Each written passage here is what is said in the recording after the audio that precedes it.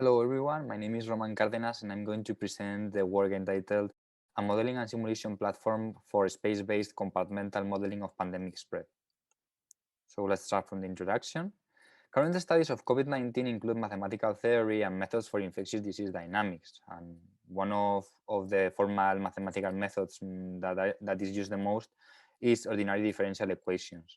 In this group, a very popular approach is the susceptible infected recovered model or SIR model, in which we divide the population into susceptible people, people that is infected and can propagate the disease, and people and recovered people that had been once infected, but they are now immune to the disease. This model presents some shortcomings defining contact processes and providing a special dimension to the model. And that's why in the state of the art, we can find some examples of researches integrating SIR models with cellular automata. Cellular automata is a discrete time formalism in which the space is represented as a lattice of cells and each cell behaves as a finite state machine. The next state of a cell depends on its previous state and the previous state of the neighboring cells. And we can define different neighborhoods like these three that I'm showing here. Cellular automata presents some shortcomings because it's very synchronous and introduces a lot of computation overhead. It presents reduced time precision and it is difficult to integrate with other tools. These are the main motivations for using CellDevs, which combine cellular automata with the discrete event system specification. We have now a discrete event formalism. Each cell is now a Dev's atomic model instead of a finite state machine. And how we create and how we build the neighborhood is using a Dev's coupled model that interconnects neighboring cells. CellDevs inherits modularity and hierarchical modeling for Dev's formalism, allowing cells to interact with other tools. The model that we propose in this research has been implemented using the Cadmium simulator that allows you to define CellDevs models using the C++ programming language. So we present a search model in which we add a new compartment, the deceased compartment, to model the mortality of the pandemic, and also immunity doesn't last forever. We can lose immunity and become susceptible again. We refined the compartmental transition functions. We divide the population into 8 segments, and we integrate advanced features like mobility restriction policies and the effect of congested hospital ICUs.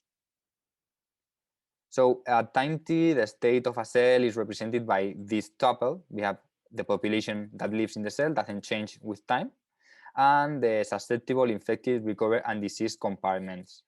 All these parameters are now an n tuple. For example, we can see here the susceptible ratio is divided into the susceptible ratio for kids, the susceptible ratio for adults, and the susceptible ratio for elderly people, for instance.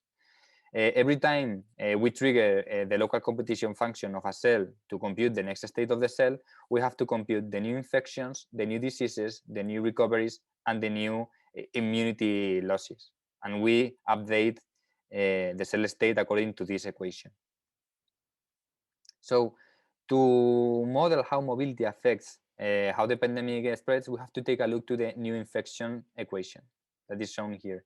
Unfortunately, we don't have time enough to go into detail in this equation, but we can find here that we talk about mobility for the cell under study and the age segment under study. And here we talk, or we take into consideration, the mobility factor for all the neighboring cells for all the age segments of our model. So now we can play around with these parameters to enforce different mobility restriction policies. Also, our model considers disobedience to mobility restriction policies. We can define a delta factor to say, okay, let's say that young people disobey to mobility restriction policies, whereas elderly people do not disobey these mobility restrictions. Also, we define 4 mobility restriction policies: base with no restrictions, type 1 with cyclic lockdown with scheduled periods, type 2 that enforces a restriction proportional to the ratio of infected people in the cell, and type 3, which is a staggered, it enforces staggered restrictions with hysteresis depending on the ratio of infected people in the cell. We're going to see an example in the next slides of these mobility restriction policies. So we also can see, if we take a look to the new recoveries and new diseases, that we have here a term that is the recovery factor and the mortality factor. However, the recovery factor and mortality factor may change if the hospital capacity is not enough for attending all the cases of infection of the disease. That is why our model introduces these two parameters. We have the recovery reduction factor. So if the hospital ICUs are congested, then the recovery is going to be less, and the mortality increment factor. If ICUs are congested, then the mortality is going to be a little bit higher. So let's see some case studies using the model that we presented to see how it works and how it can help policymakers to define mobility restriction policies. In the base case scenario, we have a 25 by 25 cell grid, and there are 100 people per cell that are divided into 4 age segments: children, young adults, and elderly. We don't enforce any mobility restriction, and at the beginning of the simulation, 1% of young adults in the upper left cell of the scenario are infected. We can see here other configuration parameters. For example, if we take a look to mortality, we can see that mortality is higher for elderly people than for adults, young people, or kids, for instance. The results are the following. We find an infection peak at day 60, and at the end of the simulation, 10% of people has died due to the disease, and 90% of people has been recovered. So now let's try to explore 3 different mobility restrictions and see how they can help to get better results. So we used the type 1 mobility restrictions, and we said, okay, the first 4 days of simulation, we are not going to enforce any mobility restriction at all. And the next 3 days, we are going to enforce a very strict mobility restriction of 0.2.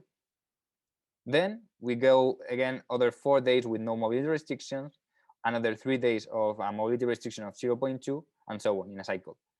The second mobility restriction is proportional to the infected ratio. And we also protect more elderly people than adults, young people, or kids. And the last policy that we explored is staggered. And at the beginning, we do not enforce any mobility restriction at all. But if in the cell we reach 5% of the population infected, then we reduce mobility to 0.5. And we keep this mobility restriction until no one is infected in the cell. However, if the infection keeps growing, we trigger the phase 2 mobility restriction when we reach the 10% of infected people in the cell. And we reduce the mobility by a factor of 0.2. This mobility restriction is enforced until the infected ratio in the cell is below 5%. Then we go back to phase 1 until we get 0% of people infected in the cell. Here we illustrate some results of the simulation. We have here all the mobility restrictions that we have explored, and also different values for the disobedience factor. And we can see that if we try to flatten the curve, so the peak of infections is less, we can choose either type 3 or type 1 mobility restrictions, depending on the disobedience that we foresee in the population. For low disobedience factors, we can enforce type 3 mobility restriction. However, if the disobedience is going to be higher, then we may prefer to enforce type 1 mobility restriction factor. In this other graph, what we represent is the disease population at the end of the simulation. And here we can see that policies 2 and 3 outperform the other 2 when reducing the final diseased population. This is because these 2 policies are more conservative regarding elderly people. They protect more elderly people that are more prone to die due to the disease. So just to conclude my presentation, we presented a cell death model to simulate and study the spread of a disease. This tool allows us to do quick prototyping of mobility restriction policies, and it also integrates visualization tools for advanced analysis using very simple configuration files. We illustrated how this tool can help policymakers to assess the effect of different measurements. And of course, policymakers can explore more scenarios with this tool. These were just an example. As a future work, we intend to validate the proposed model against real-world data of COVID-19. We can fine-tune the disease-related parameters. And also, with this validation, we can define a proper trade-off between results, precision, and simulation performance. Thank you very much.